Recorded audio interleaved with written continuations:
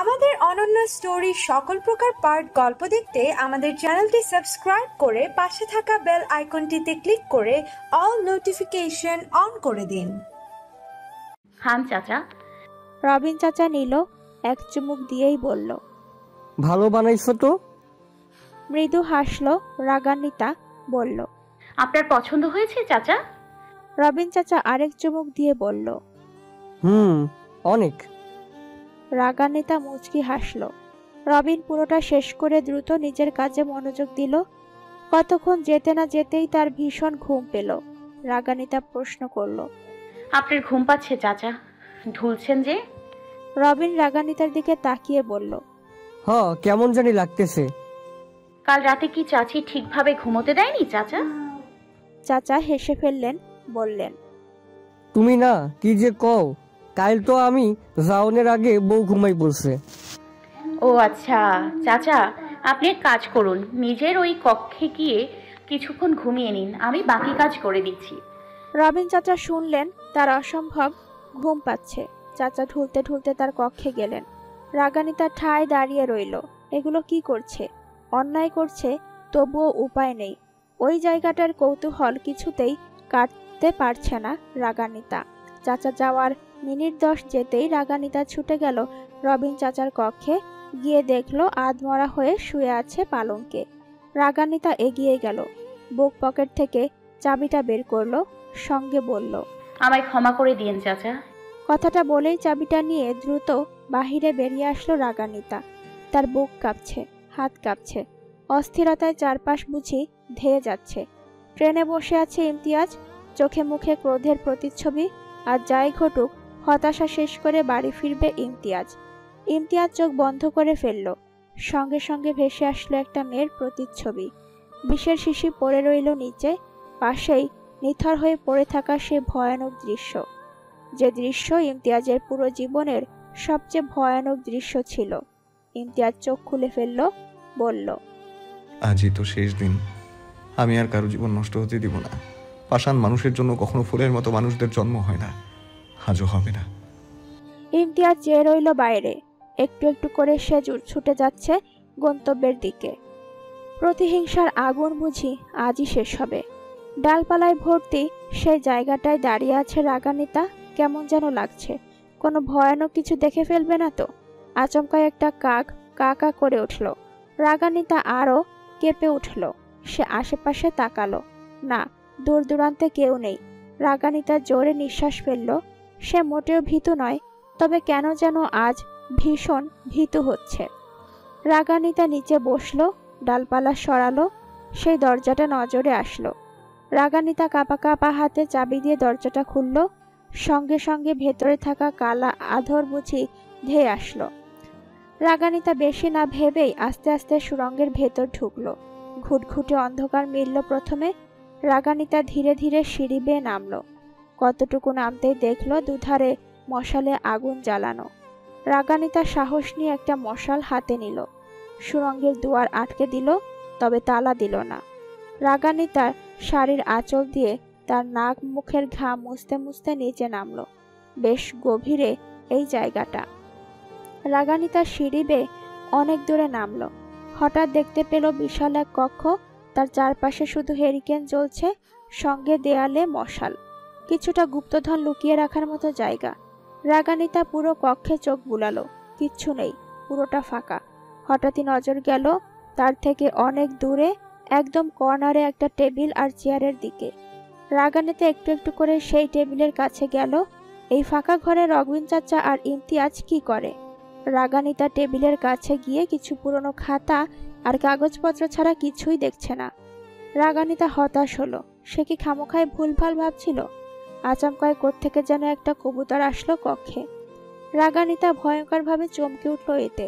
সে ঘাবড়ে গিয়ে পিছিয়ে গেল। টেবিলের সাথে ধাক্কা লাগতেই কিছু বই আর কাগজপত্র গড়িয়ে পড়ল নিচে। রাগান্বিতা তাকিয়ে রইল কবুতরটার দিকে। এটা তো সেই কবুতর যেটা রেশবপুরে বসে তাকে প্রায় চিরকুট দিত। রাগান্বিতা পায়ের দিকে তাকালো। আজও কি যেন একটা নিয়ে এসেছে কবুতরটা। রাগান্বিতা এগিয়ে গেল, কিন্তু কবুতর ছুট লাগালো। রাগানিতা বুঝেছে এ বার্তা তার জন্য নয়। কবুতর সারা কক্ষে ছুটল, তার পিছু রাগানিতা। আচমকায় আগুনের ফুলকিতে গা লেগে আহত হয় কবুতর, সে ছিটকে পড়ে গেল নিচে। রাগানিতা ঘাবড়ে যায়, দ্রুত ছুটে যায়, কোলে তুলে নেয় কবুতরকে, বলে, এত ভয় পাবার কি আছে, আমি তোকে মেরে ফেলবো নাকি? এই বলে গায়ে হাত বুলাতে লাগলো রাগানিতা। কবুতর চুপচাপ রইল। রাগানিতা কবুতরটাকে টেবিলের ওপর রেখে নিচে পড়ে থাকা সব খাতাপত্রগুলো উঠালো। হঠাৎই চোখ গেল একটা খামের দিকে। সে উঠালো, খুলল। প্রথম পৃষ্ঠার লেখা পড়তেই তার বুক কেঁপে উঠল। যেখানে লেখা ছিল, কুহেলিকা, শুনছো? তোমার নামে আজই শেষ চিঠি লিখছি। তুমি বারণ করেছিলে আমি যেন আর তোমার নামে চিঠি না লিখি। আমি শুনেছি আজকের পর আর তোমায় চিঠি লিখব না। এটি আরফান মজুমদার। রাগানিতা সবকিছু দেখতে লাগলো। একটা কালো রঙের ডায়েরি নজরে এলো। রাগানিতা খুলল। মাঝ পৃষ্ঠায় এলো, যেখানে লেখা ছিল, তোমার মৃত্যু আমার হাতেই লেখা কুহেলিকা। তবে তোমায় আমি নিজ হাতে মারব না। তুমি মরবে একা একাই। তোমাকে মরতে বাধ্য করব আমি। আমার প্রতি হিংসার প্রথম মানুষ হবে তুমি। এরপর তোমার বোন রাগান্বিতা, তাকেও তোমার মতো মারব। প্রথমে চিঠি, তারপর প্রেম, মিথ্যে বিয়ে, কলঙ্কিত শরীর, আর পরিশেষে মৃত্যু। এই শহরে প্রেম মানেই মৃত্যু। তোমাকেও মেনেছি, তোমার বোনকেও মারব। রাগানিতার পুরো শরীর বুঝে নিস্তেজ হয়ে গেল এক নিমেষে। তার মানে সেদিন ইমতিয়াজ তাকে মিথ্যে বলেছিল। আসলে আরফান মজুমদার ইমতিয়াজি। রাগানিতার বিশ্বাস হচ্ছে না। চারপাশ ঘুরছে। রাগানিতা পৃষ্ঠা উল্টালো, আবারও লেখা দেখল, আজ তোমার মৃত্যুর ৬ষ্ঠ দিন চলছে, কাল ৭ম দিন। আর কালই আমি যাচ্ছি রেশবপুর তোমার বোনকে দেখতে। অবশ্য তোমার বোনের চেয়ে তোমার মৃত্যুতে তোমার পুরো পরিবার কেমন কাতরাচ্ছে তা দেখার ইচ্ছে আমার বেশি। তোমার বোনের মৃত্যুতে আমি তোমাদের বাড়িতেই থাকবো। তার মৃতদেহের দাফন আমি নিজ চোখে দেখব। তোমারটা তো দেখা হয়নি, কিন্তু তারটা দেখব, ঠিক দেখব। রাগানের হাত থেকে ডায়েরিটা পড়ে গেল। সে ভর সন্ধ্যা বেলা বাঁশির সুর শুনে দেখতে যাওয়া মানুষটাই নাকি তার বোনের মৃত্যুর কারণ ছিল। আর সে কিনা সেই মানুষটাকেই প্রথম দেখায় ভালোবেসে ফেলল। ঘৃণা হচ্ছে রাগান্বিতার, নিজের ওপরই ঘৃণা হচ্ছে। তাহলে কি তাকে বিয়ে করাটাও একটা ছক ছিল? তবে কি তাদের বিয়েটাও মিথ্যে ছিল? পরক্ষণেই ভাবল, না, বিয়েটা তো তার বাবার প্রিয় কাজী সাহেব দিয়েছিল, সে মিথ্যে হতে পারে না। তার থেকে বড় কথা, বিয়েটা তো ইমতিয়াজের সাথে নয়, মাহাদের সাথে হওয়ার কথা ছিল। তবে কি মাহাদকে বিয়ের দিন ইমতিয়াজি নিখোঁজ করে পরে মেরে ফেলে? রাগানি তার মাথা ঘুরছে। এসব কি দেখে ফেলল? শেষমেশ কিনা এত ভালোবাসার মানুষটাই মিথ্যে হলো। রাগানিতা যেন আজ বুঝলো ইমতিয়াজ তাকে বারবার কেন বলতো, আমায় এত বিশ্বাস করো না বউ। রাগানিতার বিশ্বাস হচ্ছে না। না, এগুলো সব মিথ্যে। ইমতিয়াজ এমন হতে পারে না, তাকে ঠকাবে না। ইমতিয়াজ তাকেই ভালোবাসে। আরফান মজুমদার ইমতিয়াজ নয়, কিছুতেই নয়। ইমতিয়াজ তো বলেছিল আরফান মজুমদার তার বন্ধু ছিল। হতেই পারে এগুলো সব আরফান মজুমদার করেছে। এই জায়গাটাও আরফান মজুমদারের। হ্যাঁ, হতেই পারে। রাগানিতা দিশেহারা হয়ে পড়ল। তার মাথা কাজ করা বন্ধ করে দিয়েছে। ইমতিয়াজকে চাই তার, সে সরাসরি সব জিজ্ঞেস করবে। রাগানিতা আবার নিচটা দেখল। চোখ গেল তারই আপার হাতে লেখা চিঠির দিকে। রাগানিতা কাঁপা কাঁপা হাতে চিঠিটা উঠালো। দেখল সেখানে লেখা, আমি মা হতে চলেছি আরফান, আর আপনি বলেছেন আমাদের পুরো বিয়েটাই মিথ্যে ছিল। এমনটা কেন করলেন আমার সাথে? আমার দোষ কি ছিল? আমাকে এভাবে কলঙ্কিত কেন করলেন? কলঙ্কিত করার জন্যই বুঝি এভাবে গোপন বিয়ে করতে বলেছিলেন? আপনি এত নিষ্ঠুর ছিলেন আরফান। আপনার যদি আমাকে মারারই ইচ্ছে ছিল তবে নিজ হাতে গলা চেপে মারতেন। এভাবে কলঙ্কিত কেন করলেন আরফান? রাগানিতা চিঠি হাতে ঠায় বসে পড়ল। সে কাঁদতে চাচ্ছে, কিন্তু কাঁদতে পারছে না। তার চোখে পানি আসছে না, অথচ বুক ফেটে যাচ্ছে। টেবিলের ওপর থাকা কবুতরটা আচমকাই ডানা ঝাপটাতে গিয়ে নিচে গড়িয়ে পড়ল। রাগানিতা দেখল পায়ে আটকে থাকা চিরকুটটা নিল। কিছু দেখতেই তার কলিজা বুঝি কেঁপে উঠল। রাগানিতার দাঁড়ালো না। কুহুর লেখা শেষ চিঠিটা তার হাতে নিয়েই সে ছুটে বের হলো। যত দ্রুত সম্ভব তাকে রেশবপুর যেতে হবে। রাগানিতার গায়ে জড়ানো ছিল শাড়ি, চুড়ি, ভারী অলংকার, চুলগুলো ছিল শক্ত করে খোপা করা। রাগানিতা আট পাঁচ কিছু না ভেবেই গায়ে কালো রঙের লম্বা চাদর পেঁচিয়ে কিছু পয়সা করি নিয়েই বেরিয়ে গেল। তার মাথা কাজ করছে না, বারবার মন থেকে চাইছে সে যা দেখেছে সব মিথ্যে হোক, এটার কোনোটাই বাস্তব নয়। তার ইমতিয়াজ এতটা পাষাণ কিছুতেই হতে পারে না। রাগানিতা ঢাকার বাড়ি ছেড়ে দৌড়ে বেরিয়ে গেল। নিথর পড়ে রইল ইমতিয়াজের বাড়ি। রবিন নিস্তেজ হয়ে শুয়ে রইল পালঙ্কে। তার অগোচরে কত কিছু ঘটে গেল সে টেরও পেল না। তখন প্রকৃতি জুড়ে সন্ধ্যা নেমেছে, চারপাশ থমথমে আর নিশ্চুপ। গ্রামের সবাই মাগরিবের নামাজ পড়তে ব্যস্ত। রাগানিতা গরুর গাড়ি ছেড়ে নামলো, দৌড়ে গেল বাড়ির ভেতরে। গা থেকে কালো চাদরটা খসে পড়ল ঠিক বাড়ির উঠানে। পুরো প্রকৃতি তখন নির্জীব, কেমন ভয়ানক লাগছে চারপাশটা। রাগানিতা সদর দুয়ার দিয়ে ভেতরে ঢুকলো। সঙ্গে সঙ্গে এক ভয়ানক দৃশ্য দেখে ফেলল, যা দেখা একদমই কাম্য ছিল না রাগানিতার। রাগানিতা দেখল তারই বাবা মোতালেব তালুকদারের গলায় ধারালো ছুরি দিয়ে গলায় পোঁচ দিয়ে ফেলেছে ইমতিয়াজ। পুরো পৃথিবী জুড়ে এক নিমিষেই থমকে গেল রাগানিতার। সে ঠায় বসে পড়ল। ইমতিয়াজ দেখতে পেল রাগানিতাকে। অপ্রস্তুত হয়ে পড়ল সে। রাগানিতার বাবার নিথর দেহ লুটিয়ে পড়ল নিচে। পুরো গলা কাটা মুরগির মতো ছটফট করতে লাগলেন তিনি। রাগানিতা তার বাবার দিকে তাকিয়ে কেমন অসহায় লাগছে নিজেকে। রাগানিতার বাবা তাকিয়ে রইলেন রাগানিতার দিকে। ধীরে ধীরে তার পৃথিবী অন্ধকার হয়ে গেল। সে বুঝেছে সে থাকছে না আর এই পৃথিবীতে। রাগানিতার বাবা শেষ নিঃশ্বাস ত্যাগ করলেন, তবে চোখ দুটো রাগানিতার দিকে। রাগানিতা নিশ্চুপ, নির্বিকার। তার হাত থেকে পড়ে গেল কুহুর চিঠি। ইমতিয়াজের নজরে পড়ল তা। হাত থেকে ছুরি পড়ে গেল নিচে। ঝনঝনিয়ে শব্দ হলো তাতে। এবার রাগানিতার দৃষ্টি গেল তার বাবার থেকে কয়েক কদম দূরে লুটিয়ে পড়ে থাকা রাগানিতার ভাই রেজওয়ান তালুকদারের দিকে। তার পুরো শরীর একটা জলজান্ত দানব। যেভাবে হামলা করে ঠিক সেভাবে ক্ষতবিক্ষত করা হয়েছে। রাগানিতা এবার তাকালো ইমতিয়াজের দিকে। তার পুরো শরীর রক্তে ভেজা। বোঝাই যাচ্ছে কতটা প্রতিহিংসা নিয়ে মেরেছে তার জলজান্ত দুইটা প্রিয় মানুষ, বাবা আর ভাইকে। রাগানিতার দৃষ্টি ছিল ভিন্ন, রোজকারের দৃষ্টি থেকে একদমই ভিন্ন। ইমতিয়াজ এই দৃষ্টি আগে দেখেনি। দুজনেই চেয়ে রইল একে অপরের দিকে। ইমতিয়াজ দাঁড়ালো না আর। দাঁড়ানা ছুরি রেখেই সে বেরিয়ে গেল বাহিরে। রাগানিতা স্তব্ধ হয়ে দেখল একবার তার ভাইয়ের লাশ, আর একবার তার বাবার। মনে করতে লাগলো কবুতরের পায়ে লেখা চিরকুটটার কথা, যেখানে লেখা ছিল, ভাই রেজওয়ান ভাইরে কি আজগই মারবেন। সেই ঘটনার পর মাঝখানে কেটে গেল 3টে দিন। রেশবপুরে পুলিশ এসেছিল এই ভর সন্ধ্যাবেলা। গ্রামের জমিদার মশাই আর তার পোলার মৃত্যুতে সবাই শোকাহত। কি থেকে কি হয়ে গেল কেউ বুঝছে না। রাগানিতা তাদের সদর দুয়ারের সামনে বসা, চোখ মুখ স্বাভাবিক, যেন কিছু হয়নি। রাগানিতা গত 3টে দিনের একটা দিনও কাঁদেনি। সে তার বাবার কথা লিখেছে। রাগানিতা কাঁদেনি, একদম শক্ত ছিল। গ্রামের মানুষরা তো অবাক। বাপ ভাই মইরা গেল, অথচ রাগানিতা কেমনে এত স্বাভাবিক থায়। বাড়িতে পুলিশ এসে রাগানিতাকে জিজ্ঞেস করেছিল সে এ বিষয়ে কিছু জানে কিনা। উত্তরে রাগানিতা বলে না, সে কিছু দেখেনি। সে আসার আগেই কেউ তার বাপ আর ভাইকে মেরে ফেলে গেছে।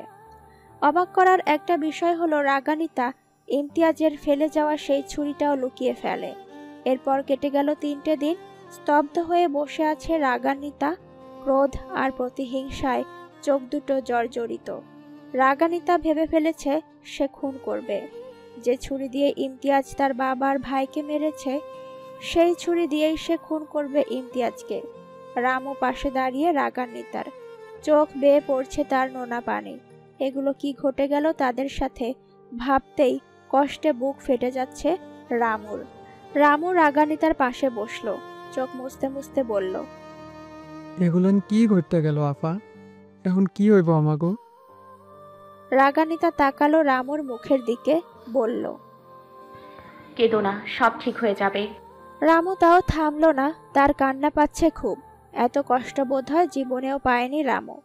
মোতালেব তালুকদার যথেষ্ট ভালো মানুষ ছিলেন, তাকে কত ভালোবাসতো, তার পরিবারকেও ভালোবাসতো।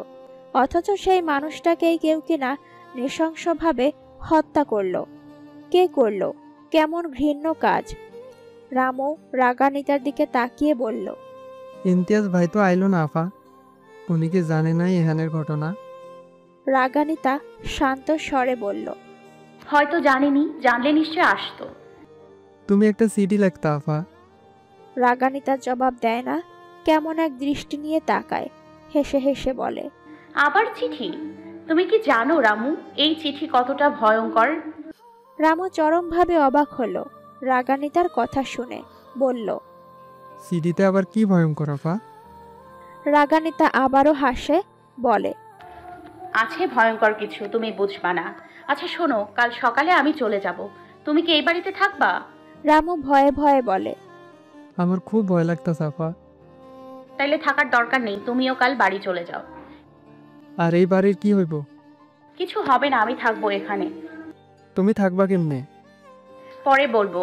রামু আর প্রশ্ন করেনি। পরের দিন ফজরের ধ্বনি শুনতে সর্দার মেঝেতে শুয়ে থাকা রাগান্বিতা উঠে বসল।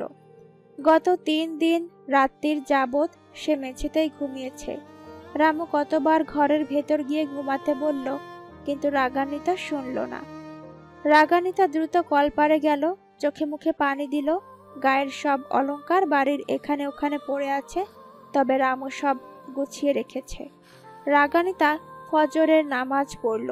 পুরো বাড়ি জুড়ে বিষণ্ণতা, চারপাশে কেউ নেই, একমাত্র রাগান্বিতা ছাড়া। কুহু আপা নেই, দাদিমা নেই, বাবা নেই, ভাই নেই, আছে শুধু রাগান্বিতা। এই মুহূর্তে দাঁড়িয়ে রাগান্বিতার মনে হচ্ছে, ইমতিয়াজ তাকে কেন মারল না? মারতে তো তাকেই এসেছিল, তবে তাকেই কেন বাঁচিয়ে রাখলো? রাগান্বিতা তার কক্ষের আলমারি খুলল। শুনেছে অপরাধীদের নাকি সাদা পোশাক পরিয়ে শাস্তি দেয়া হয়। রাগান্বিতাও আজ অপরাধ করবে, স্বামী হত্যা করার মতো এক জঘন্যতম অপরাধ। নিশ্চয়ই এই অপরাধ করার পর তাকেও সাদা পোশাক পরিয়ে ফাঁসিতে ঝোলানো হবে। রাগান্বিতা আলমারির সাঁতরে তার মায়ের একটা শাড়ি বের করলো। লোকে বলে মায়ের শাড়িতে নাকি মেয়েদের খুব সুন্দর দেখায়। রাগান্বিতারও উচিত নিজেকে সুন্দর দেখানো। পুরো রানীর মতো সেজেগুজে সে স্বামী হত্যা করতে যাবে। কত সুন্দর না বিষয়টা! হেসে ফেলে রাগান্বিতা। সাদা শাড়ির মতো বদলালো। সে নজরকাড়া সৌন্দর্যে ঘেরা একটা জামদানি শাড়ি বের করলো, গায়ে জড়িয়ে নিল। গা হাত পা ভর্তি সোনার অলংকার জড়ালো, চোখে দিল গাঢ় কাজল, চুলগুলো খোপা করে ফুল লাগালো।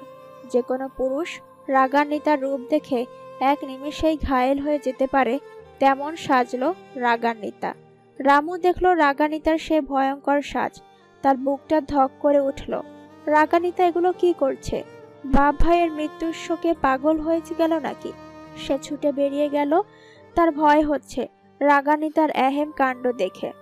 রাগান্বিতা সেজেগুজে আবার আলমারি খুলল, বের করলো ইমতিয়াজের রেখে যাওয়া সেই ছুরিটা। এখনো রক্তের রঙে লাল হয়ে আছে ছুরিটা। রাগান্বিতা গায়ে কালো চাদর জড়ালো, নিজেকে ঢেকে নিল পুরোপুরি। ছুরিটা চাদরের আড়ালে রেখে চোখে ভয়ঙ্কর রাগ নিয়ে সে বেরিয়ে পড়ল। উদ্দেশ্য স্বামী হত্যা, তার বাপ ভাইয়ের খুনের প্রতিশোধ নেয়া। রামুর গ্রামের মানুষজন নিয়ে আসতে আসতে রাগান্বিতা বেরিয়ে যায়। রামু ভয়ঙ্করভাবে ঘাবড়ে যায়। হঠাৎ করে কি হলো তার? তখন বাজে দুপুর 3টে। রাগান্বিতা এলোমেলো পায়ে ঢাকার রেল স্টেশন থেকে বের হলো। বাড়ির গন্তব্য আর বেশি দূর নয়। রাগান্বিতা সামনে যত এগোচ্ছে একটু একটু করে বুঝি তার শক্তি কমছে, কিন্তু পর মুহূর্তে নিজেকে সামলাচ্ছে। তার বাবার নিথর দেহ, ভাই আর আপার মুখখানা মনে করছে। নির্জন একটা রাস্তা, আশেপাশে কেউ নেই। রাগান্বিতা একা হাঁটছে। এমন সময় কোথা থেকে যেন তাকে ঘিরে ধরল কয়েকটা বখাটে ছেলে। তাকে উদ্দেশ্য করে সামনের দুটো ছেলে বলল, সুন্দরী রমণী, এই ভর দুপুরে যাচ্ছ কই? রাগান্বিতার ক্ষিপ্ত চাহনি, তার এক ঝলকের চাহনি দেখেই সামনের দুটো ছেলে ঘাবড়ে গেল। এমন ভয়ানক চাহনি বুঝি এ জীবনে কখনো দেখেনি। পেছনে দাঁড়িয়ে থাকা ছেলেগুলো বলল, আইবা নাকি আমাকে কাছে? তোমার রূপের আগুনে নিজেদের জ্বালাইতে চাই। ব্যাস, রাগান্বিতা ক্রোধে ভরা চোখ দুটো বুঝি আরো তেলে বেগুনে জ্বলে উঠল। মাথা থেকে চাদর সরালো, চাদরের আড়াল থেকে বের করলো ধারালো অস্ত্র। রাগান্বিতা ওই ছেলেটার দিকে এগিয়ে যেতে যেতে বলল, আজ তোর সব জ্বালা আমি একদিনে মেটাবো। আচমকা রাগান্বিতার এহেন ভয়ানক রূপে ঘাবড়ে গেল সবকটা ছেলে। একটা সাহস দেখাতে কাছে আসতেই ধারালো ছুরি দিয়ে হাতে আঘাত করে বসলো রাগান্বিতা। সঙ্গে সঙ্গে কলকলিয়ে রক্ত বেরিয়ে আসলো ছেলেটার হাত থেকে। আর কেউ সাহস করে এগোতে পারল না রাগান্বিতার দিকে। সবকটা ভয় নিয়ে পালালো। কিছু সময় যেতেই রাগান্বিতা নিজেকে সামলালো, চাদর দিয়ে ঢেকে নিল নিজের মুখ আর ছুরি। কতদূর এগিয়ে হাতের ইশারায় ডাকলো মোটর গাড়ি। গাড়ি থামলো, রাগান্বিতার ঠিকানা বলে উঠে বসলো। একটু একটু করে ছুটে যেতে লাগলো নিজের গন্তব্যের দিকে। হঠাৎই রাগান্বিতা খেয়াল করলো গাড়ির চালক বারবার পেছন ঘুরে তার দিকে কেমন দৃষ্টি নিয়ে তাকাচ্ছে। রাগান্বিতা বিষয়টা বুঝতে পেরেই হুঙ্কার দিয়ে উঠল, আর একবার যদি তোর ওই চোখ নিয়ে পেছনে তাকাস তবে ওই চোখ আমি উপড়ে ফেলবো। পরবর্তীতে এই সুন্দর পৃথিবী দেখার জন্য তোর চোখ থাকবে না। গাড়ি চালক ঘাবড়ে গেলেন। কি ঝাঁজ ছিল রাগান্বিতার সেই কথায়। চালক পরবর্তীতে আর রাগান্বিতার দিকে তাকানোর সাহস করেনি। রাগান্বিতা নিশ্চুপে বসে রইল। ভাবল, এই দুনিয়ার মানুষগুলো বড্ড নোংরা। এরা খালি নারীদের শরীরের প্রেমে পড়ে, মনের প্রেমে পড়তে জানে না। ঘন্টা দেড় যেতেই মোটর গাড়ি এসে থামলো ইমতিয়াজের বাড়ির গেটে। সেখানেই রাগান্বিতা নামলো, শাড়ির আঁচল থেকে পয়সা বের করে দিল গাড়ি চালকের হাতে। চালক টাকা নেওয়ার পাশাপাশি রাগান্বিতার হাতটা বাজেভাবে স্পর্শ করলো। রাগান্বিতা ক্ষিপ্ত হয়ে বাম হাতে থাকা ছুরিটা বের করে চালকের হাতে আঘাত করে বসলো। চালক চমকে উঠলেন, রক্ত পড়া চেপে ধরলেন দ্রুত। রাগান্বিতা ভয়ঙ্কর এক দৃষ্টি নিক্ষেপ করে বলল, পরবর্তীতে কোনো নারীর দিকে কুনজরে তাকানো আর বাজে স্পর্শ করার আগে এই ক্ষতের কথা মনে করবি কোনো এক নারী তোর দৃষ্টি আর চরিত্র সংযত করার একটা সুযোগ দিয়েছে। চালক ঘাবড়ে গেলেন, কিছু বলবে তাও পারল না। এক ষোড়শী নারীর মাঝে এত তেজ সে এর আগে দেখেনি। চালক পয়সা নিয়ে চলে গেল। রাগান্বিতা ভেতরে ঢুকলো। চারপাশ পুরো থমথমে। 3 দিনে বুঝি চারপাশ মরে গেছে এমন লাগছে। রাগান্বিতা একটু একটু করে হেঁটে যাচ্ছে ভেতরে। হাতে তার শক্ত করে চেপে ধরা ভয়ঙ্কর অস্ত্র, চোখে মুখে প্রতিহিংসার ছাপ। থমথমে পরিবেশ, চারপাশ কেমন গম্ভীর, মনে হয় ভুতুরে কিছু। পুরো বাড়িটা নিস্তব্ধ, এমন লাগছে বাড়িতে কেউ নেই। রাগান্বিতা একটু একটু করে এগিয়ে যাচ্ছে ভেতরে। পশ্চিমা আকাশ বেয়ে তখন কতগুলো কালো কাক ছুটে যাচ্ছিল। মেঘাচ্ছন্ন আকাশটাও কেমন থমথমে দেখাচ্ছে। রাগান্বিতার নিঃশ্বাস আটকে আসছে।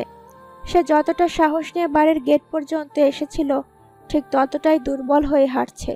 সামনে যত এগোচ্ছে তত যেন তার আর ইমতিয়াজের কাটানো সুন্দর সুন্দর মুহূর্তের কথা মনে পড়ছে।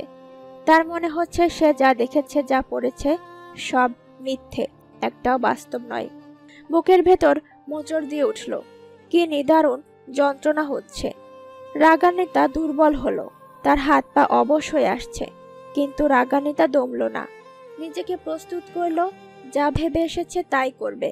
রাগান্বিতা পুনরায় চোখে মুখে ক্রোধ ফুটে উঠল। সদর দুয়ারের কাছে এসে জোরে নিঃশ্বাস ফেলল।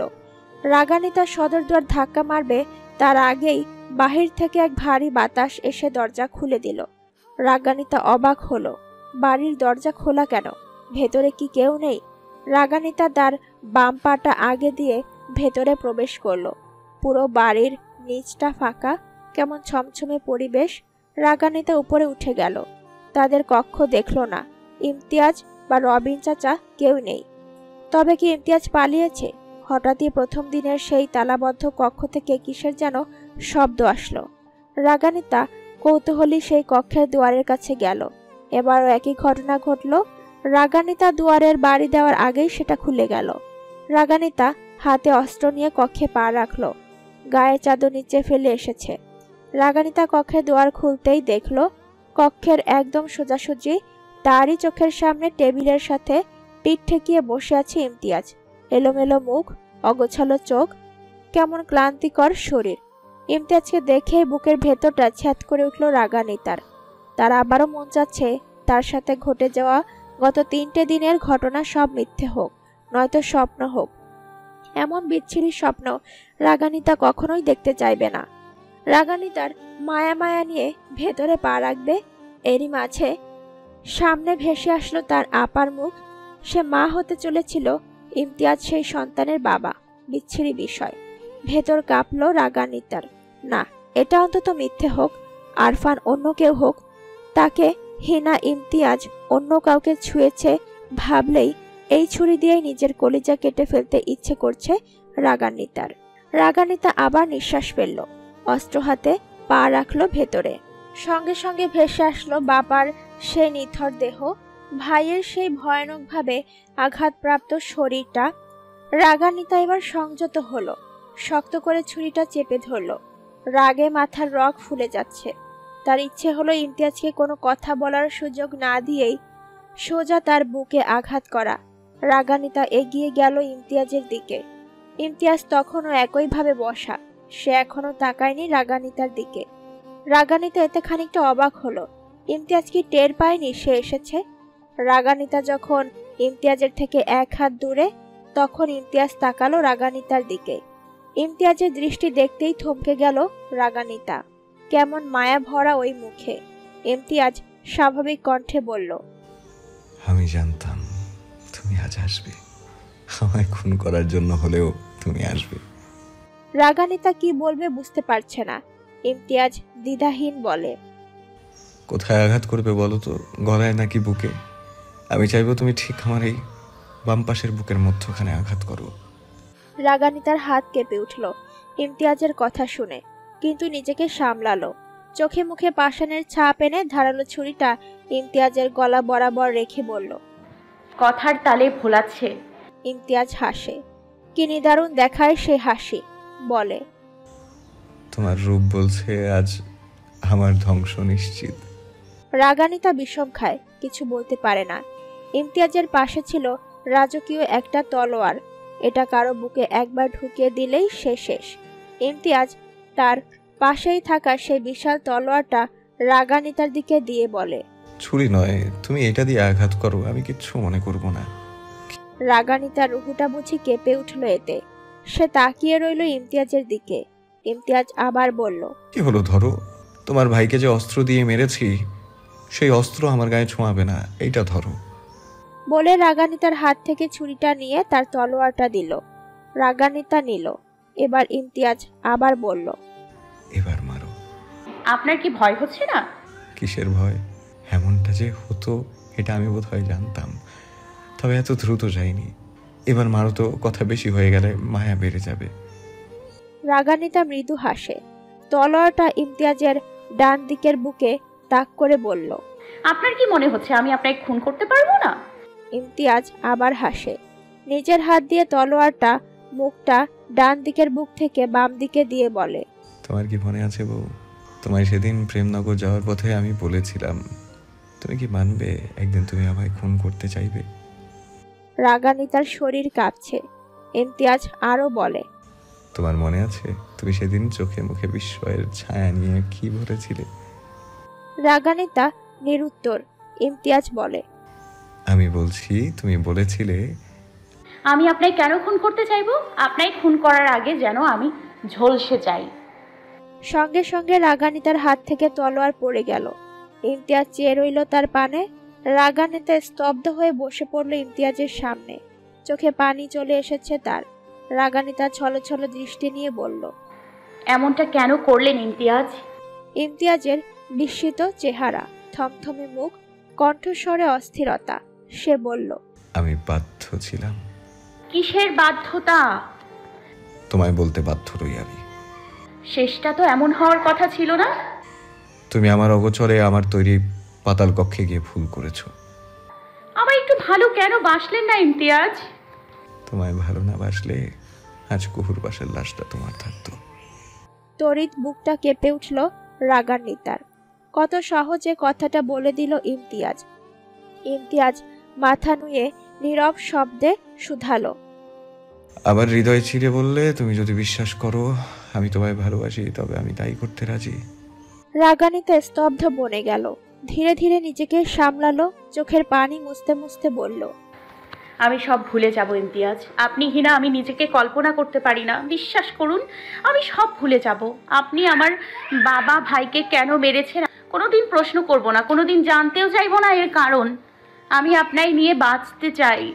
আপনি শুধু এতটুকু বলুন, আমার আপা আপনার জন্য কলঙ্কিত হয়নি। আরফান মজুমদার আপনি নন। আপার পাঠানো চিঠিটাও আপনার জন্য নয়। এতটুকু বলুন, এগুলো মিথ্যে। আমি কথা দিচ্ছি আমি সব ভুলে যাব। গত 3টে দিন যা যা হয়েছে আমি সব ভুলে যাব।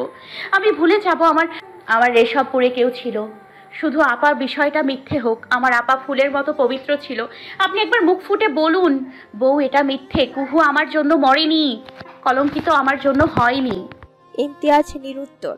রাগানিতার চোখে মুখে শেষ আশা ইমতিয়াজকে পাওয়ার, কিন্তু সেই আশাও আর রইল না। ইমতিয়াজ মাথা নিচু করে বলল, মিথ্যে বললে যদি সত্যিটা মিথ্যে হয়ে যেত, তবে আজ আমি মিথ্যে বলে তোমায় নিয়ে আরেকবার বাঁচার স্বপ্ন দেখতাম। রাগানিতা পুরো শরীর জুড়ে এক ঘূর্ণিঝড় বয়ে গেল। কি সাংঘাতিক শোনালো ইমতিয়াজের কথাটা। আচ্ছা, সত্য এত তীক্ষ্ণ কেন? রাগানিতার চোখ দিয়ে পানি পড়ছে। এই মুহূর্তে দাঁড়িয়ে নিজেকে বড্ড অসহায় লাগছে। কি কষ্ট হচ্ছে যদি কাউকে বোঝানো যেত। ইমতিয়াজ বলল, আর একটা সত্যি শুনবে বউ? সবই তো জেনেছো, এটাও জানা উচিত। এটা শুনলে বোধহয় তুমি আমায় মারতে আর দেরি করবে না। রাগানিতা তাকালো। আরো সত্যি? আর কি সত্যি থাকতে পারে? ইমতিয়াজ বলল, তোমার দাদিমাকেও আমি মেরেছি। রাগানিতার পায়ের নিচে মাটি বুঝি সরে গেল। এ কি বলে ফেলল ইমতিয়াজ? রাগানিতা স্পষ্ট স্বরে বলল, দাদিমাকেও আপনি মেরেছেন? হ্যাঁ, উনি তো মাকড়সা ভয় পেতেন, সেই মাকড়সার ভয় দেখিয়েই ওনাকে মেরেছি। উনি অনেকটা জানতেন, ভয় ছিল তুমি জেনে যাবে। রাগানিতার ঘৃণা আসলো। ত্বরিত গতিতে ইমতিয়াজের শার্টের কলার চেপে ধরে বলল, আপনি এতটা নিষ্ঠুর কি করে হলেন? আমি শুরু থেকেই নিষ্ঠুর ছিলাম। আমার নিজের ওপর ঘৃণা হচ্ছে। এই আপনাই আমি ভালোবাসতাম। ইমতিয়াজ কিছু বলে না, চুপ করে রয়। সময় যায়। রাগানিতা ভেতরে ভেতরে ডুকরে মরছে। একদিকে প্রতিহিংসা, অন্যদিকে ভালোবাসা। রাগানিতা আবার ইমতিয়াজের দিকে তাকায়। কলার ছেড়ে দেয়, কেমন শূন্যতায় ভেসে যাচ্ছে চারপাশ। এটা তো সত্যি। এত সত্যের মাঝেও একটা কঠিন সত্য হলো ইমতিয়াজের প্রতি রাগানিতার ভালোবাসা। ভালোবাসা তো মিথ্যে ছিল না। ভালোবাসার মানুষকে কি আঘাত করা যায়? রাগানিতা তাকায় ছলছল দৃষ্টি নিয়ে। এমনটা কেন করলেন ইমতিয়াজ? বলে দিলে কি আমি আবার তোমায় আগের মতো পাবো? তুমি পারবে আবার আগের মতো আমায় ভালোবাসতে?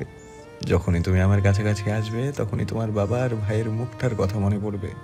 তুমি পারবে না আমার কাছাকাছি হতে। তোমার আব্বা, তার মৃত্যু, আমাদের আর মিলন নেই। কথাটা বুঝি পৃথিবীর সবচেয়ে নিকৃষ্ট কথা ছিল। কি বিচ্ছিরি শোনালো, আমাদের আর মিলন নেই। রাগানিতা ইমতিয়াজের দিকে তাকিয়ে অসহায় স্বরে বলল, আমার কি করা উচিত বলুন? আমাকেও মেরে ফেলুন ইমতিয়াজ। এই বিশ্রী পৃথিবী আমার জন্য নয়, আমাকেও খুন করুন। সঙ্গে সঙ্গে ঘটে গেল আর এক বিস্মিত ঘটনা।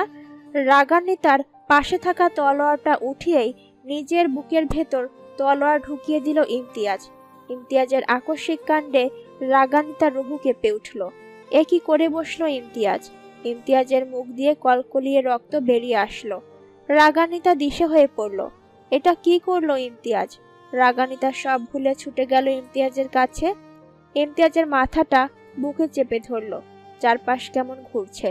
এত রক্ত সে কি করে বন্ধ করবে?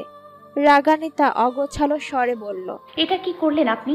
আমায় ছেড়ে চলে যাইয়েন না ইমতিয়াজ। ইমতিয়াজ মিটমিট চোখে রাগানিতার দিকে তাকালো, অস্পষ্টভাবে বলল, আমার সব মিথ্যার মাঝে তোমায় ভালোবাসাটা সত্যি ছিল বউ। প্রতিহিংসা নিয়ে বাঁচা যায় না।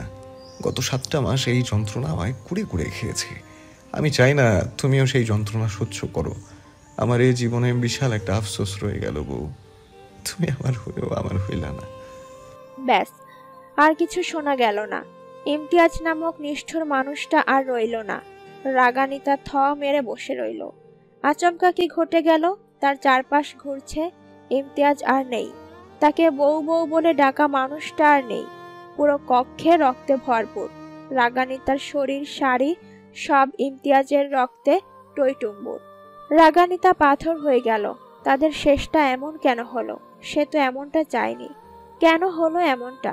রাগানিতা আচমকা চিৎকার দিয়ে উঠল, বলল, এমনটা করতে পারেন না আপনি। আমায় ছেড়ে যেতে পারেন না ইমতিয়াজ।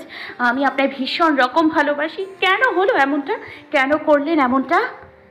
রাগানিতা চিৎকার দিয়ে কাঁদল। তার কাদার শব্দে বুঝি ইমতিয়াজের পুরো বাড়ি ভূমিকম্পের মতো কেঁপে উঠল। চারপাশে যেন একটা কথায় তখন ঘুরপাক কাটছিল, কেন হলো এমনটা? কেন হলো শেষটা এত বিষাদময়? কেন কেন? স্তব্ধ চারপাশ। ছ্যাঁত ছ্যাঁত শব্দ করে গাছের পাতা নড়ছে। রাগানিতা এখনো পাথর হয়ে বসে ইমতিয়াজকে বুকে জড়িয়ে। ঘন্টা 2 তো হবেই ইমতিয়াজ মারা গেছে। তার নিঃশ্বাস চলছে না। রবিন দুয়ারের পাশে দাঁড়িয়ে, চোখ বেয়ে অজস্র পানি পড়ছে। শেষমেশ তাই ঘটল পোলাডা যা ভাবছিল। রবিনের গোংরানির শব্দ কানে আসতেই রাগানিতা রবিনের দিকে তাকিয়ে বলল, কাঁদে না, আমার ইমতিয়াজের কিছু হয়নি। রবিনের অন্তর দিয়ে যেন আরো কঠিন ঘূর্ণিঝড় বয়ে যায়। রাগানিতা কথাটা বলেই আবার কেঁদে ওঠে। নয়নে ভরা অশ্রু নিয়ে বলে, চাচা যান, আমার ইমতিয়াজ শেষমেশ মারাই গেল। ইস, কি যন্ত্রণাদায়ক লাগলো কথাটা। রবিন চাচার বুকে কি উত্তর দিবে তিনি রাগানিতার? মিনিট 5 যেতেই পুলিশ আসলো। তারা ইমতিয়াজকে নিয়ে যাবে। রাগানিতা নিতে দিবে না। তার একটাই কথা, সে ইমতিয়াজকে নিতে দেবে না। কিন্তু পুলিশ শুনল না, রাগানিতাকে ছুতে যাবে। তার আগে রবিন চাচা বারণ করলেন। তারা থেমে যায়। রবিনের বউ আসে, রাগানিতাকে ধরে। পুলিশ টেনে হিচড়ে ইমতিয়াজকে নিয়ে গেল। রাগানিতা চিৎকার দিয়ে কাঁদল, বলল, আমার ইমতিয়াজকে নেবেন না। রবিন কাঁদল, তার বউও কাঁদল রাগানিতাকে ধরে। রাগানিতা তাকে জড়িয়ে ধরে কাঁদতে কাঁদতে বলল, চাচি আম্মা, আমার ইমতিয়াজরে রাইখা যাইতে কন। চাচি কি বলবে ভেবে পায় না।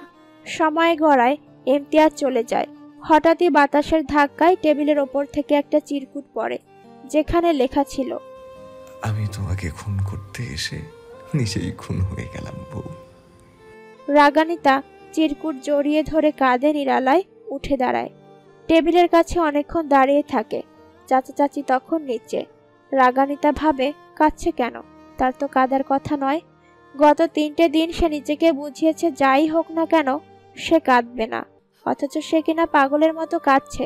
ইমতিয়াজ নেই ভাবতেই পারছে না, অথচ রাগানিতা এসেই ছিল ইমতিয়াজকে খুন করতে। খুনটা তার করার কথা ছিল, কিন্তু ইমতিয়াজ নিজেই নিজেকে মেরে ফেলতে ভাবতেই দম বন্ধ হয়ে আসছে রাগানিতার। রাগানিতা জোরে জোরে নিঃশ্বাস ফেলল। হঠাৎ তার চোখ যায় কালো রঙের ডায়েরিটার দিকে। ইমতিয়াজের ডায়েরি। রাগানিতা পৃষ্ঠা উল্টায়।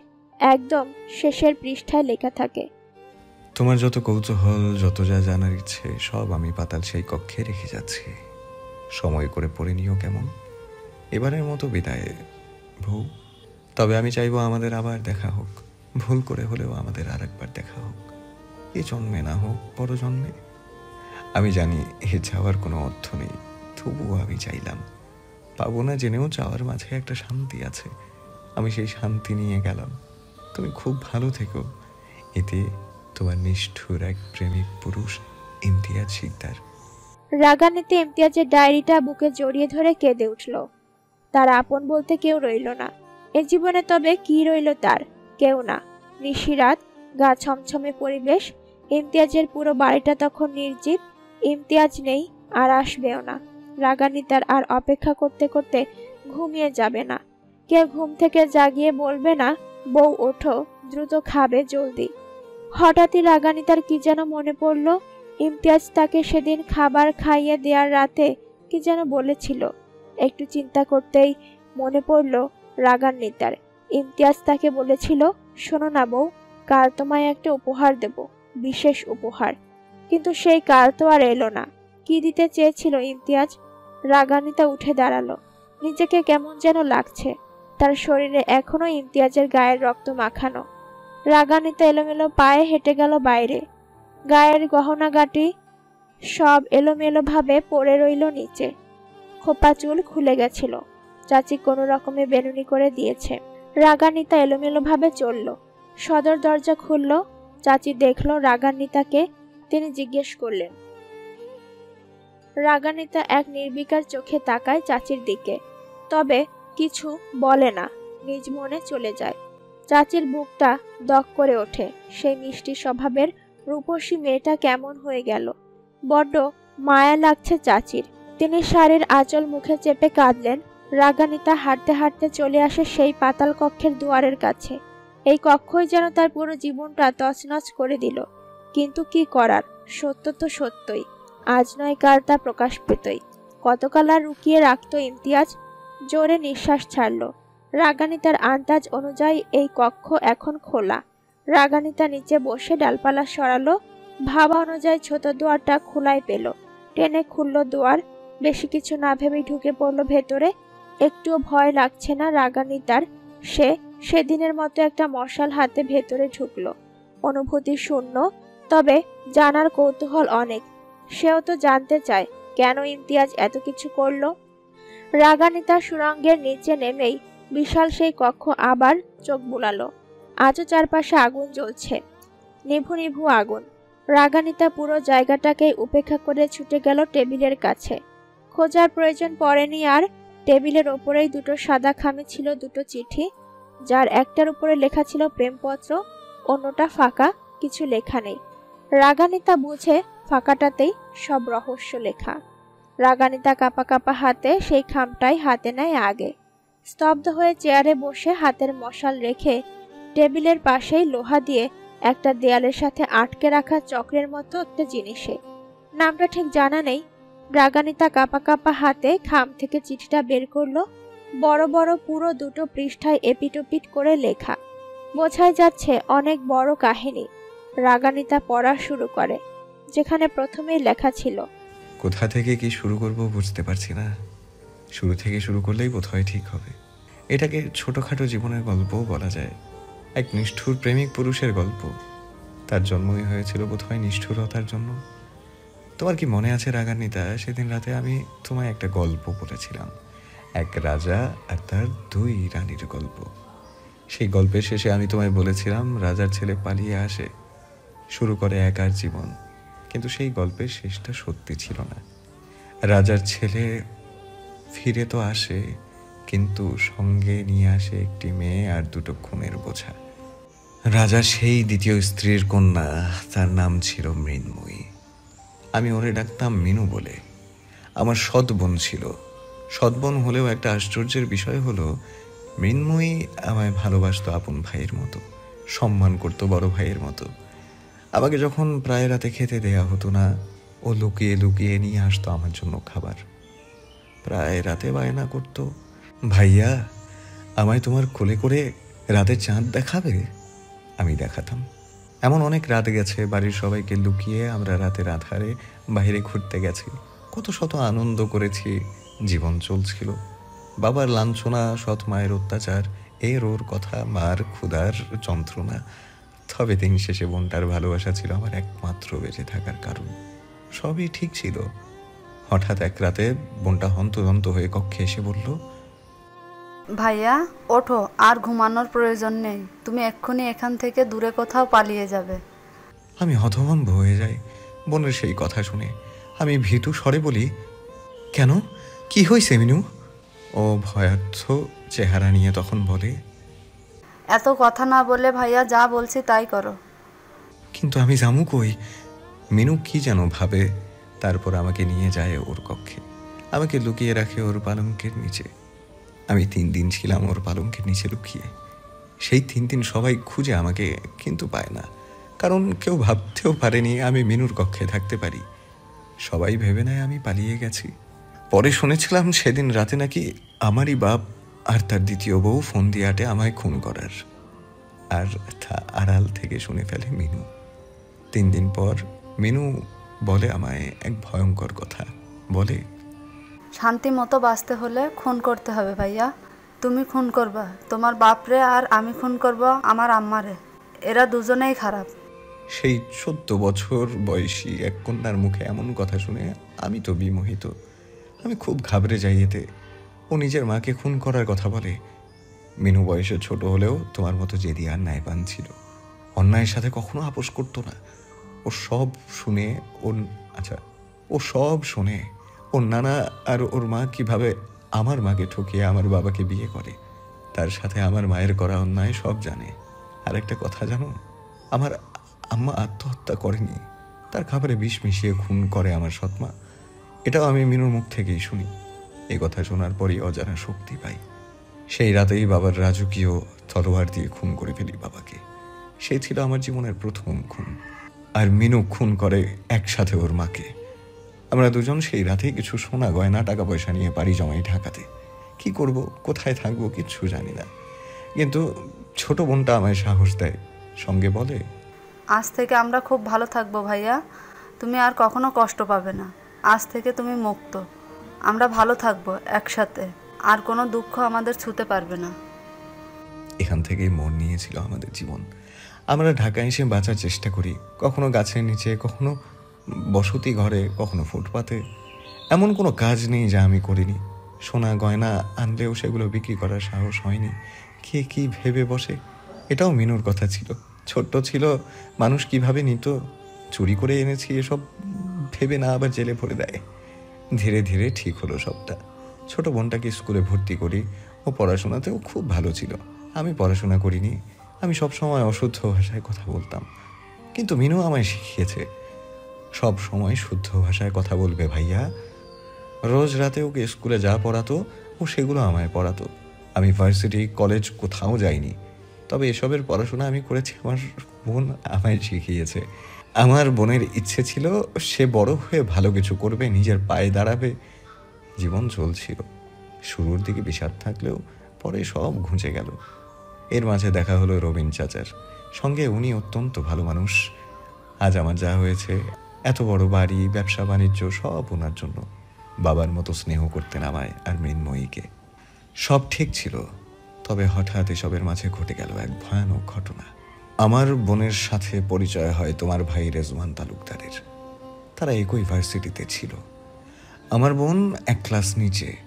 তাদের প্রেমের সম্পর্ক হয়। এসব আমি কিছু জানতাম না। তারা গোপনে বিয়ে করে একসাথে থাকতো। বোনটা বিয়ের পর জানে তোমার ভাই ছিল নারীতে আসক্ত, সঙ্গে বেআইনি অস্ত্র পাচারে নিযুক্ত। আমার বোনকে সে ভালোবাসেনি, শুধু ব্যবহার করে তার শরীরটাকে। তাও সে নিজে একা করেনি, ভোগ করেছে আরো অনেকজনকে। রাগান্বিতার নিঃশ্বাস আটকে আসলো। এগুলো সে কি পড়ছে? তার দাদা ভাই এত ঘৃণ্য ব্যক্তি ছিল? রাগান্বিতা বিশ্বাস করতে পারছে না। রাগান্বিতা আবার পড়তে শুরু করলো। আমার বোন হঠাৎ 10 দিন যাবৎ নিখোঁজ হয়। খুঁজে পাইনি কোথাও। আমি দিশেহারা হয়ে পড়ি। 10 দিন পর বিপদগ্রস্ত অবস্থায় তাকে পাই একটা ছোট্ট কুটির ঘরে। পুরোই পাগল। আমার বোনের পুরো শরীরটাকে গরম ছুরি দিয়ে বহুবার আঘাত করা হয়। তার পিঠেও চাবুকের আঘাত থাকে। কি নির্মম ছিল সেই দৃশ্য যদি তুমি দেখতে। আমার বোন এত সাহসী ছিল, তাও তোমার ভাইয়ের প্রতি ভালোবাসার জন্য হেরে গেল। মিনু সব জেনে যাওয়ার পর ফিরে আসতে চাইলেই তাকে শিকল দিয়ে বেঁধে রাখা হয়। সমানে কয়েকজন মিলে গণধর্ষণ চালায়। রাগান্বিতা খেয়াল করলো এখানে চোখের পানির জন্য ফুলে আছে পৃষ্ঠাটা। রাগান্বিতা বুঝেছে ইমতিয়াজ লিখতে লিখতে কেঁদে ফেলেছিল। রাগান্বিতার রুহু কেঁপে উঠল। এত নির্মম ছিল তার ভাই। সে ঘটনার 2 দিন পরই আমার বোন বিষ খেয়ে মারা যায়। তার নিথর দেহের কথা ভাবলে আমার কলিজা ছিন্ন ভিন্ন হয়ে যায় বউ। আমি নিতে পারি না। যন্ত্রণায় আমার সারা অঙ্গ বুঝিয়ে চলছে যায়। তখনই সিদ্ধান্ত নেই ধ্বংসের পরিবর্তে ধ্বংস চাই। খুন নয়, মানসিক যন্ত্রণা। আমি যে যন্ত্রণা পেয়েছি সেই যন্ত্রণা আমি দিতে চাই রেজওয়ানকে। তখনই রেজওয়ান সম্পর্কে সব জানি। জানার মাঝেই বেরিয়ে আসে রেজওয়ানের 2 বোনের নাম, রাগান্বিতা আর কুহেলিকা। ক্রোধে ফেটে দুজনকে মেরে ফেলার ফন্দিয়াটি আমি। সাল 1980, ডিসেম্বর 10, কনকনে শীতে পঞ্চমুখ সারা বাংলা। কুহেলিকার সঙ্গে প্রথম যোগাযোগ এই শীতেই। তাকে পাঠানো প্রথম চিঠি, মেঘ করেছে মনের ভিড়ে, তোমার তো দেখা নাই। আমি তো এক নিস্তব্ধ মানুষ, তোমার খোঁজ কোথায় পাই? সেবারই প্রথম ডাক পিয়ন তালুকদার ভিলায় যায় মৃত্যুর বার্তা নিয়ে। কুহেলিকার মৃত্যু। কুহেলিকাকে প্রায় চিঠি পাঠাতাম আমি। অদ্ভুত বিষয়, কুহেলিকা প্রেরককে না দেখেই তার প্রেমে পড়ে যায়। লুকিয়ে রাখে ইমতিয়াজের পাঠানো সব চিঠি। কুহেলিকার কাছে ইমতিয়াজ ছিল আরফান মজুমদার। তাদের 1.5 মাসের প্রেম আলাপ চলে। এরপর হঠাৎ একদিন ইমতিয়াজ জানে কুহেলিকা ঢাকার বাড়িতে আসছে তার মামার বাড়ি। তখনই সুযোগ ছিল কুহেলিকার সতীত্ব নষ্ট করার। রাগানিতার মনে পড়ল কিছু। সেই শীতে কুহু আপা বায়না ধরে সে ঢাকার বাড়িতে যাবে, মামাকে নাকি খুব দেখতে ইচ্ছে করছে। কাজের সুবাদে রাগানিতার মামা সপরিবার নিয়ে ঢাকা থাকতেন। রাগানিতা অজানা কারণে তাকে পছন্দ করত না। কুহেলিকা সেই শীতে তাকেও সঙ্গে যাওয়ার কথা বলে ঢাকাতে, কিন্তু সে রাজি হয় না। রাগানিতার আফসোস হলো সে কেন যায়নি, গেলে বোধহয় এত কিছু ঘটতো না। আবার মনে হয় বোধহয় সে যাবে না জেনেই যাওয়ার কথা ছিল কুহুর। রাগানিতা আবার চিঠি পড়তে শুরু করলো। ইমতিয়াজ লিখেছিল, কুহেলিকা ঢাকা আসে, আমাদের দেখা হয়, কথা হয়। তোমার আপা আমাতে এতটাই মুগ্ধ ছিল যে আমার এক কথাতেই বিয়েতে রাজি হয়ে যায়, যা ছিল তার জীবনের চরম ভুল। এটা ঠিক, আমাদের বিয়ে হয়, মিথ্যে বিয়ে যার কোনো অস্তিত্ব ছিল না। তবে তোমার আপার কাছে সেই সময় সবই সত্যি ছিল। তোমার আপাকে আমি কখনো স্পর্শ করিনি, তাকে আমি ছুতে দেইনি নিজেকে। আমার স্পর্শ কেমন এটা তাকে কখনো বুঝতে দেইনি আমি, কারণ আমার পরিকল্পনা ছিল ভিন্ন। তোমার আপা জানতো না সে রাতের আধারে কার সাথে রাত্রি যাপন করত। আরফান মজুমদার এ নামের একজন সত্যি মানুষ ছিল। ছেলেটাও তোমার ভাইয়ের মতো নারীতে আসক্ত ছিল। সেই রাতে থাকতো তোমার বোনের সঙ্গে। তোমার মামার বাড়ি গিয়েই লুকিয়ে রাতের আধারে রাত্রি যাপন করতো কুহেলিকার সঙ্গে, আবার কুহেলিকার ঘুম ভাঙার আগেই চলে আসতো। ভাবো ঠিক কতটা নিকৃষ্ট ছিলাম আমি, একটা নিরীহ মেয়েকে অন্য একটা পুরুষ দিয়ে। ছি, সে সময় আমি প্রতিহিংসা নিয়ে এতটাই জর্জরিত ছিলাম, ভুল জেনেও সে কাজই করি বারংবার। অবশ্য একে ভুল বলে না, বলে অপরাধ। প্রতি রাতেই তোমার বোনের চোখ কাপড় দিয়ে বন্ধ থাকতো। এ তো ইমতিয়াজেরই একটা কথা ছিল। তোমার বোন সবটা অন্ধের মতো বিশ্বাস করে মেনে নিত। ঠিক কতটা ভালোবাসতো সে আরফান মজুমদারকে। সময় চলতে লাগলো, শীত শেষে গরমের ছোঁয়া তখন মৃদু মৃদু আসছে। হঠাৎ কুহেলিকা বুঝতে পারে সে মা হতে চলেছে। তৎক্ষণাৎ সে চিঠি লেখে ইমতিয়াজ মানে আরফান মজুমদারকে। আর আরফান মজুমদার সে তো দিব্যি খুশি সেই চিঠি পেয়ে।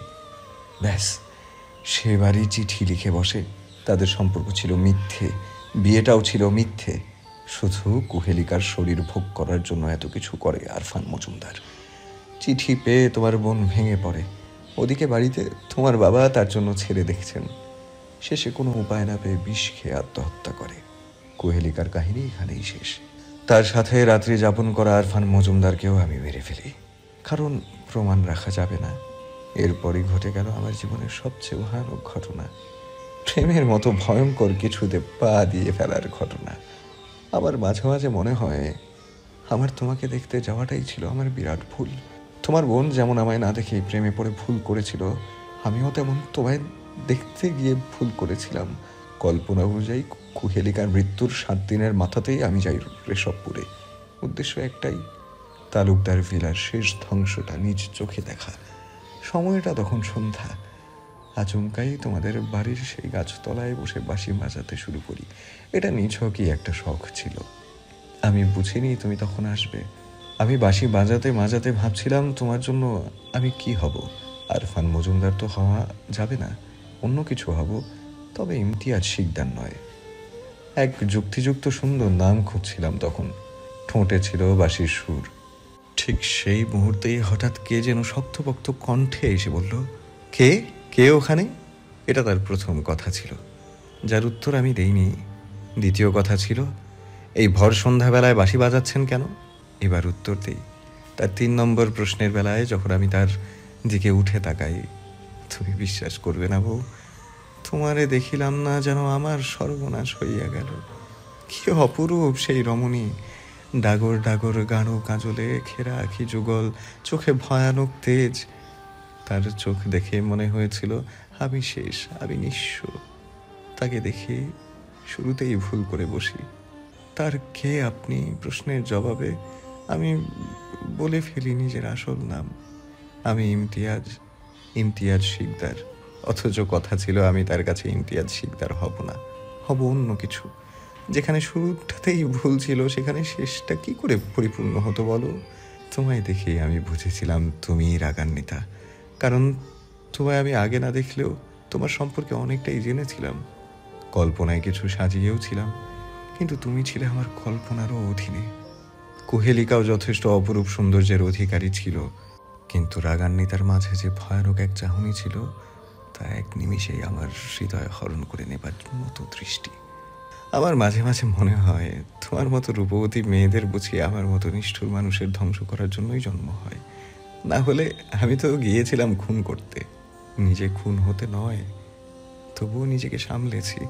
তোমার মায়া থেকে বহুবার নিজেকে আটকে রাখতে চেয়েছি, বারবার নিজেকে বুঝিয়েছি এ শহরে প্রেম মানেই মৃত্যু। তবুও আমি ব্যর্থ। প্রকৃতিও বুঝি আমার ধ্বংসই চেয়েছিল। সে রাতেই আমি খুন করে বসি মুর্তাসিন নামক এক ছেলেকে, যার সাথে আমার কোনো কালেও কোনো যোগাযোগ ছিল না। তারই রক্ত দিয়ে আমি তোমায় চিরকুট পাঠাই। সে নিষিদ্ধ ছিল। এই খুনটা করার কোনো পরিকল্পনাই আমার ছিল না, কিন্তু তোমার সাথে দেখা করার পর ফেরার পথে আমার দেখা হয় মুর্তাসিনের সাথে। হাঁটার দেখা দেখি শুধু। তখন মুকলেশ বলে, যারা ইমতিয়াজ ভাই, ওই পোলাটা রাগান্বিতা আপারে খালি বিরক্ত করে। এই দিন দেখি রাগান্বিতা আপা নাইতে গেছে, হেও পেছন পেছন যায়। ব্যাস, মুকলেশের এতটুকু কথা শুনে আবার মস্তিষ্ক এলোমেলো হয়ে যায়। এমন রাগ হয় মনে হয় তুমি আমার সম্পত্তি, তোমার উপর অধিকার শুধু আমার আর কারো নয়। সে রাতেই খুন করে বসি মুর্তাসিনকে, ওকে মেরে ঝুলিয়ে রাখি ওই বড় গাছের সাথে। তখনই তোমাদের গ্রামের একটা ছোট্ট বাচ্চা দেখে ফেলে। অন্ধকার থাকে বিধায় আমার চেহারা দেখেনি, তবে ছেলেটির বাবা তার চেপে গিয়ে তার মেয়ের জুতো হারিয়ে গেছে এমন কিছু একটা বাহানা দেয়। তোমার ভাইয়ের মাথায় আঘাতটাও আমি করি। তাকে দেখলেই রাগ উঠত, তাই মেরে বসি সেদিন। তুমি হয়তো খেয়াল করনি, তোমার ভাইয়ের সাথে আমার যতবার দেখা হয়েছে ততবারই আমার হাতের মুঠো শক্ত ছিল। মুখে হাসি থাকলেও ভেতরে ছিল বিক্ষোভ। তোমার বাবা মুর্তাসিনের খবরাখবর বলতে আমায় ডাকলেন। এই প্রথম সাক্ষাৎ তোমার বাড়ি আর তোমার বাবার সঙ্গে। অচেনা মানুষ, তবুও চেনা ছিলাম কুহেলিকার জন্য। আমি তোমায় চিঠি পাঠাতাম, আমাদের নানাভাবে আলাপ হতো। কখনো নৌকা চড়ে, কখনো বাঁশির সুরে গাছের নিচে পাশাপাশি বসে। তোমার নামের চিঠি শেষে লেখা থাকতো নিষ্ঠুর এক প্রেমিক পুরুষ। আমি ভেবেছিলাম তুমিও কুহেলিকার মতো চিঠির প্রেমে পড়বে, কিন্তু তুমি তা পড়লে না।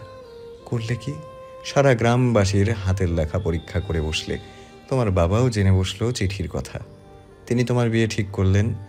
এ ছিল আমার পরিকল্পনার বাইরে। এখন নিশ্চয়ই ভাবছো চিরকুট চিঠি যেহেতু আমি লিখেছিলাম, তবে হাতের লেখা কেন মিলেনি? আমার একটা প্রতিভা ছিল, তা হলো আমি মানুষের হাতের লেখা দেখে হুবহু লিখে ফেলতে পারতাম। কুহেলিকাকে যে হাতের লেখা পাঠাতাম ভুলবশত সেই হাতের লেখা দিয়েই ফেলি সেদিন। বুঝতে পারিনি তোমায় দেখলেই কেমন ঘোরে হারিয়ে যেতাম। সবই ঠিক ছিল, কারণ কুহেলিকাকে শেষ করার আগে আমি সবই নিজের কাছে আনি, কিন্তু কোনোভাবে হয়তো একটা থেকে যায়, আর ওই একটাই আমার ধ্বংসের সূচনা করে। তবে সামলে নিয়েছিলাম। আরফান মজুমদার আমার বন্ধু বলে কাটিয়ে দিলাম। তুমিও বিশ্বাস করে নিলে। এটা তো পরের কথা ছিল। তোমার বাবাও বোধহয় কুহেলিকা চিঠি পেত এটা জেনে যায়। তুমিও পাচ্ছ, উনি ঘাবড়ে গিয়ে বিয়ে ঠিক করেন। মাহাদকে আমি পাঠিয়েছিলাম তোমায় বিয়ে করাতে। কথা ছিল বিয়ের পর বাসর রাতেই তোমায় খুন করবে, কিন্তু হলো না। কোনোভাবে তোমার ভাই বুঝে ফেলে মাহাদি বোধহয় মৃন্ময়ীর ভাই, কিন্তু এটা মিথ্যে ছিল। কিভাবে ধরলো জানা নেই। তোমার ভাই ইমতিয়াজকে চিনত না, নামও জানতো না, শুধু জানতো মৃন্ময়ীর একটা ভাই আছে। মাহাদকেই সেই ভাই ভেবে বসে। বিয়ের দিন রেজওয়ানি মাহাদকে গুম করে। তারপরেরটা তো জানোই। আমি বাধ্য হয়েই তোমায় বিয়ে করতে চাই। তোমার বাবাও রাজি হয়। পরিস্থিতি এমন ছিল। তোমার ভাই জানলই না যার হাতে বোন দিচ্ছে সেই আসল শত্রু। মনে মনে তোমায় দেখে আকৃষ্ট হলেও ভেতরে একটাই ইচ্ছে ছিল তোমায় খুন করা। মাহাদকে দিয়ে হবে ভেবেছিলাম, কিন্তু তার আগেই রেজওয়ানকে মেরে ফেলে। বিয়ের দিন তোমায় যেমন কাটা মিশ্রিত গোলাপ দিয়েছিলাম, কুহেলিকাকেও দিয়েছিলাম। কুহেলিকা কাটার আঘাত সইতে পারেনি, তুমি সয়ে নিয়েছিলে। আমি বুঝেছিলাম তুমিও আমার মতো প্রথম দেখায় আমাতে মুগ্ধ হয়েছ। এ বিষয়ে আমার ধারণা নেই ঠিক কি দেখে তুমি আমাতে মুগ্ধ হয়েছিলে, তবে ইচ্ছে ছিল একদিন বিকেলে চা খেতে খেতে প্রশ্ন করব, কিন্তু তা আর হলো না। আমাদের বিয়ে হলো, তোমায় নিয়ে ঢাকায় এলাম। জাহাজে বসেও তোমায় মারার সুযোগ ছিল, কিন্তু মারতে পারিনি। আমি প্রতি রাতেই ভাবতাম তোমায় খুন করব, কিন্তু পারিনি। তুমি আমাদের এতটাই মুগ্ধ ছিলে, আমার উপর তোমার এত বিশ্বাস ছিল যা আমায় একবারও তোমায় মারতে দেয়নি। কুহেলিকাও আমায় বিশ্বাস করেছিল, তবুও তাকে মেরেছি, কিন্তু তোমায় কেন পারছি না? এসব ভেবে আমি কেমন একটা হয়ে যাচ্ছিলাম। বোনের কবরটা দেখলেই আমি ছিন্ন ভিন্ন হয়ে যাই। তুমি সেদিন রাতে রবিন চাচার সঙ্গে যার কণ্ঠ শুনেছিলে সে আমিই ছিলাম। কবরটাও আমার বোন মিনুর ছিল, রবিন চাচার আম্মার নয়। তোমার কণ্ঠ পেতে সেদিন আমি ছুটে আসি।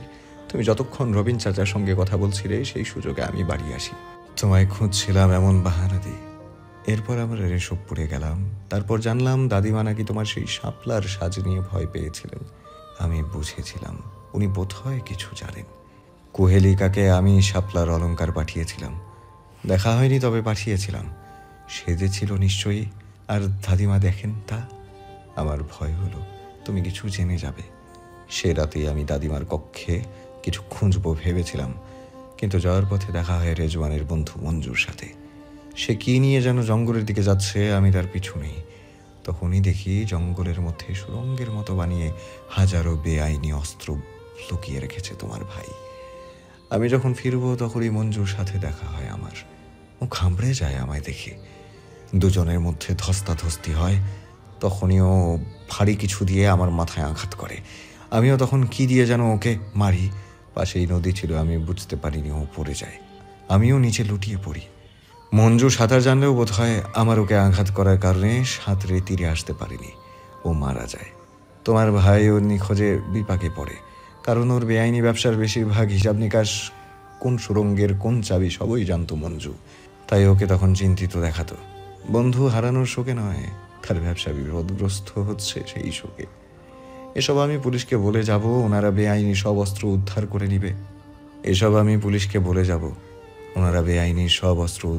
নিবে। আমরা রেশবপুর থেকে ফিরে এলাম। দিনে দিনে তোমার উপর আমার আসক্তি আরো বাড়ে। তুমি হিনা বাঁচা কঠিন। ভয় হতে শুরু করে যদি তুমি সবটা জেনে যাও। তোমার জানার অন্যতম মাধ্যম ছিল আমার সেই দোতলার তালাবদ্ধ ঘর, কারণ সুরঙ্গে যা ছিল তার সবটাই আগে এই তালাবদ্ধ ঘরে থাকতো। তাই সেখানে সব সরিয়ে বাড়ির পেছনে সুরঙ্গের মতো বানাই। তাও তুমি দেখে ফেললে। যেসব রাতগুলো তুমি দেখেছিলে আমি তোমার দিকে গভীর দৃষ্টিতে তাকিয়ে থাকি, সেই সব রাতগুলোতেই আমার হাতে ধারালো অস্ত্র ছিল। আমি প্রতিবার ভেবেছি তোমায় খুন করব। গলার কাছে কতবার ছুরি ধরেছি, কিন্তু পারিনি। তোমার ঘুমন্ত মুখখানা দেখলেই আমি কেমন হয়ে যেতাম, খালি খালি লাগতো নিজেকে। এরপর তোমার থেকে দূরত্ব রাখা শুরু করি। তুমি আমার অবহেলা নিতে পারতে না, কাঁদতে। তোমার কান্নাও আমার সহ্য হতো না। আমি কি করব ভেবে পাই না। চারপাশ খালি কেমন লাগতো জানো। যে রাতে আমি তোমায় জড়িয়ে ধরে বসেছিলাম একটু শান্তি শান্তি লাগছিল, কিন্তু পরে আবার সেই অশান্তি। আমি বুঝেছিলাম তোমায় খুন করা আমার কাম্য নয়। তোমায় খুন করার চেয়ে আমার নিজেকে খুন করাটা সহজ লেগেছিল। এরপরে সিদ্ধান্ত নেই প্রেমনগর যাব। কিছুদিন সব ভুলে থাকবো।